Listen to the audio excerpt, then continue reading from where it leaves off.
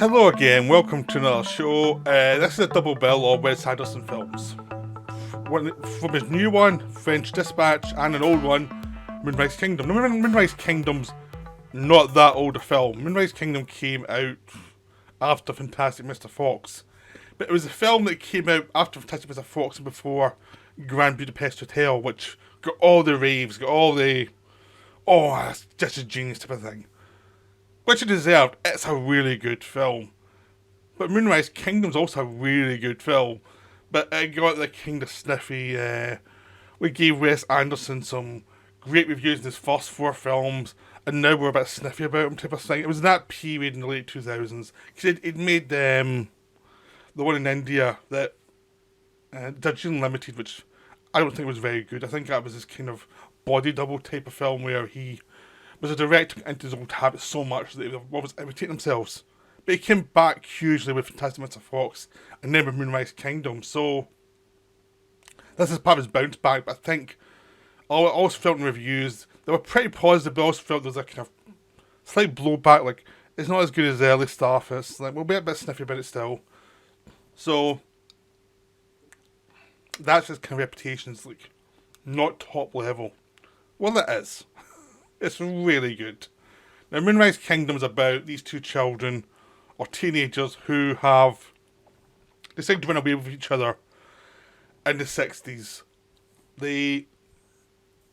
So it's a young lady and a young boy. He's a scout. She's a teenager who thinks she knows the world and she wants to see the world. And she's fed up her parents who should be divorced but aren't. And they're played by Bill Murray and Frances McDormand. They're not fighting, but you know they're not really connected. And Frances McDormand's in love with Bruce Willis's character, who's the kind of main detective, chief of police in the area. And so as these two run away, all hell breaks loose. They have to find them. The scouts are after them, led by Edward Norton as a scoutmaster who's a bit too focused on his job. He's like more interested in being a great scout leader than he is at his actual job. And you've got all these scouts who are all determined to catch this kid who they none of them liked, to save their honour. Because there's a scout honour and there's a variety of scouts groups in the area, and they're all trying to look the best to impress the guy in charge, played by Harvey Keitel. So you've got that going on. So you've this insanity of this, basically a children's film made by Wes Anderson, mixed with a young love film that is influenced by a lot of the French New Wave cinema. But it's teenagers rather than, young adults. So it's actually all about the awkwardness. Now, some people complained that because these were teenagers rather than young adults, that it made a lot of scenes together kind of awkward and queasy. And I was like, not really. It's having fun with the conventions and also showing you, like, kids this age feel this way. We go, ooh, but they're throwing away to each other. They're not like, it's not some creepy old guy in the middle of it. It's like, no, they're bonded with each other. They're trying to work it out, and the film's very tactful about it all. And it is a pure romance. They really are into each other, and they really like each other. And it's just delightful. The film is just wonderful. It's a hoot. You get some actors playing parts that don't get to play. Bruce Willis gets to play the cop who isn't that bright, but he means well when he actually is trying his best, and he's like a very, very dependable guy. You don't really get Bruce Willis playing ordinaries very often. He plays ordinary really well. And you kind of get the sense that this kind of films he would probably like to be in rather than the diehards. Yeah, but Edward Norton, who gets to play this guy who's very, very much into his passions, and he gets to set himself up in his kind of perfectionist reputation. And it's a hoot because he's always slightly behind the story, and you also get lots of little cameos. I mean, Bill Murray's in it, but he's not in it that much. But he is playing the kind of henpecked husband who knows there's something going on with his wife and Bruce Willis, but he can't quite know how to deal with it. And Tilda Swinton shows up as a social worker who's going to try and solve the situation. There's a massive storm coming. There's a disastrous thing going all over the place. But it's just charming. It's hard to describe because it's all charming. It's an hour and a half long. It doesn't outstay as well, but it knows exactly what it is. It was exactly how long it should be. And it just keeps going at this clip. I mean, Jason Schwartzman shows up later on as a kind of hustler, scout leader who has access to all the stuff he sells to the scouts. So he's a lot of fun. Him and his scouts are, little scavengers. So there's lots of fun stuff. It's a lot of fun, the conventions of movies, but they place them in the, landscape of a kid's movie, which makes it brilliant. It's just wonderful. It's one of Anderson's more charming films, but it is kind of underrated because it's a kid's film. It's silly. It's like, no, it's really good. It's a perfect double bill with Fantastic Mr. Fox, which came just before it. They both feel that they were developed in tandem for each other. I wouldn't be surprised if they were, because they were short, like one was shorter than the other one. They do feel that there is a kind of connection with those two. Just probably because those kind of stories probably wanted to do that time. So, Moonrise Kingdom's wonderful. It's out in Criterion now. You get nice extras on it.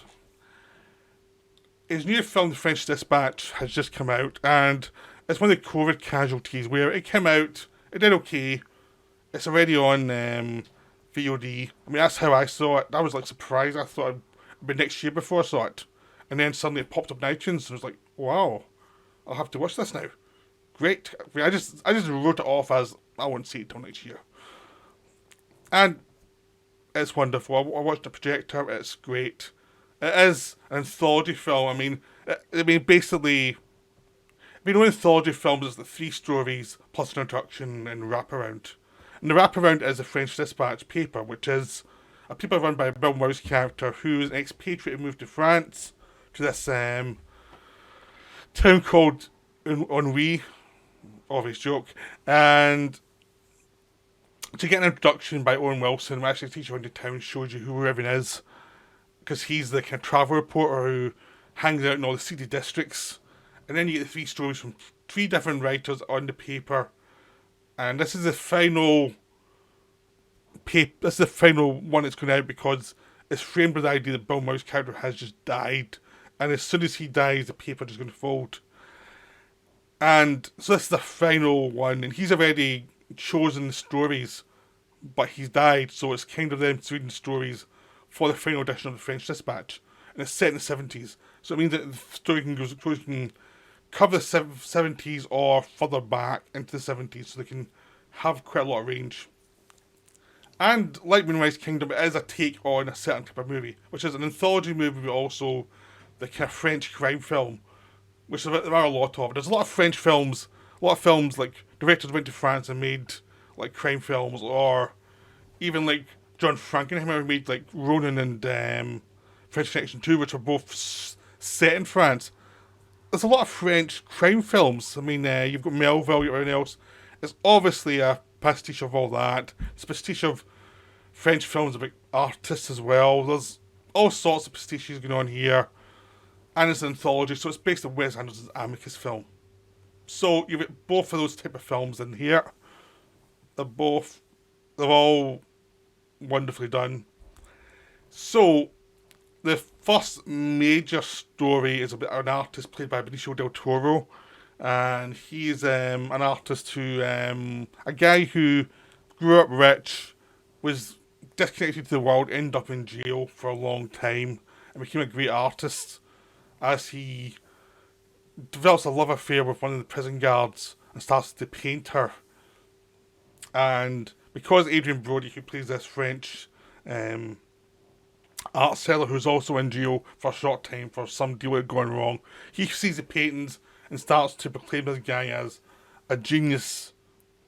And it's all about the manipulation to try and sell his work for as much money as possible so they can get a cut.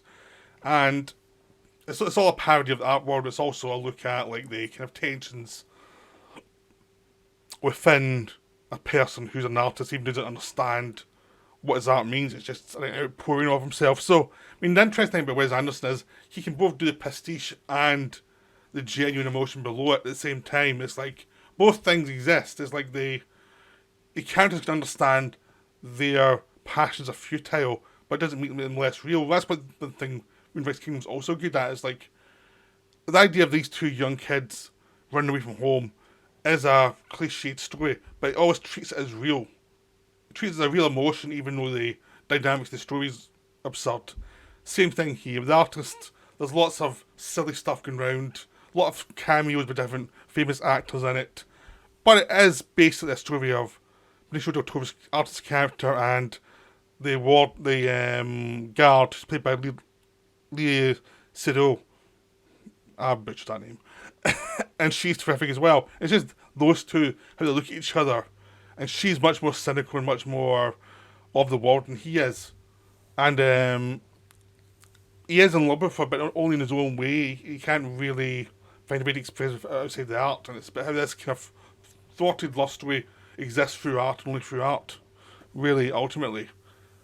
It's a beautiful, like, half-hour segment. This is wonderful. It's one of the best stuff in Anderson's career.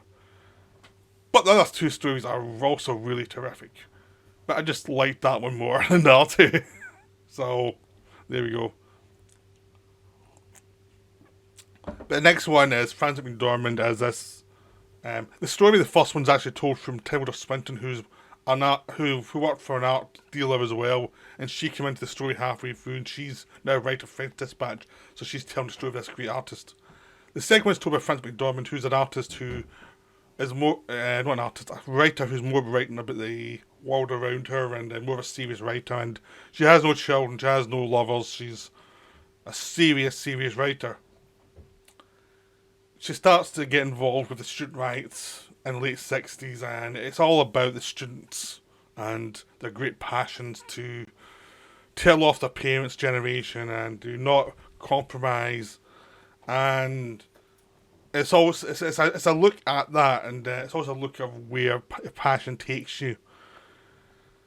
But it's also got a kind of wry sense of humour, but where it takes you, because Timothy Chalamet plays our eyes to the Great Revolution thing, and he's like this rich kid who's rebelling against his parents, even though his parents spoiled him rotten.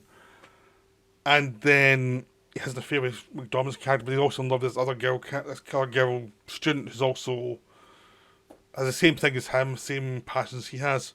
And then McDormand's showing him, like, some of these stuff you're saying are kind of silly.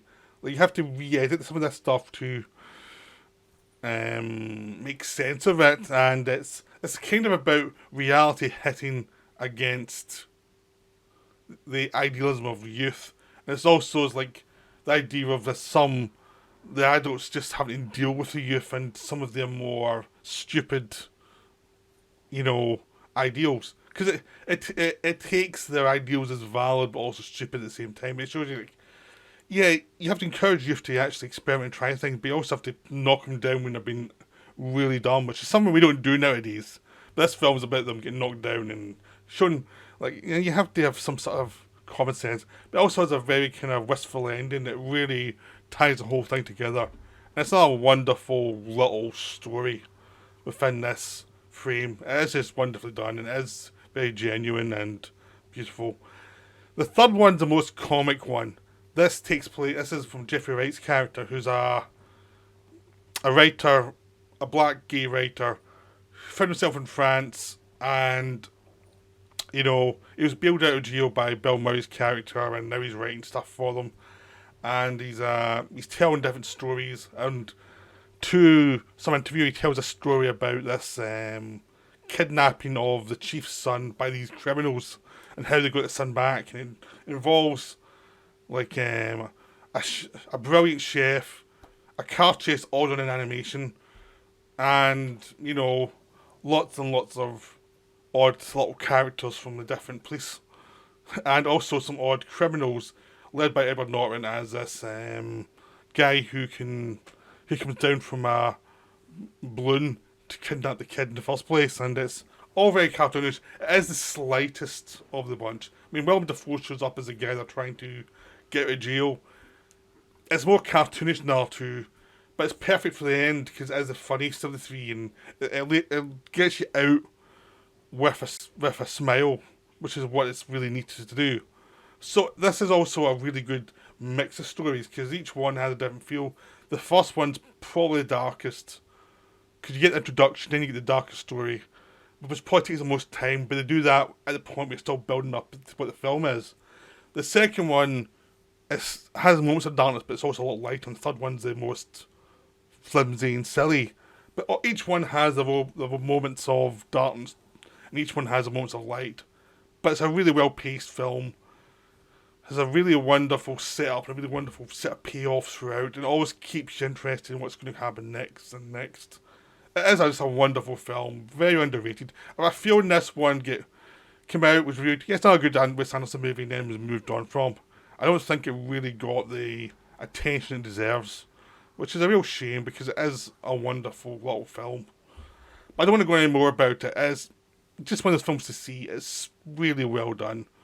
But, you know, it's available everywhere now, so you have no excuse. And it is a very good film for the Christmas period because it is pretty short. It's basically half hour segments of stories, so you don't have to watch them all in one go. So I'd highly recommend these. These are really well done. So I hope you enjoyed this video. I hope you go and see both these films. And I'll see you when I see you. Bye for now.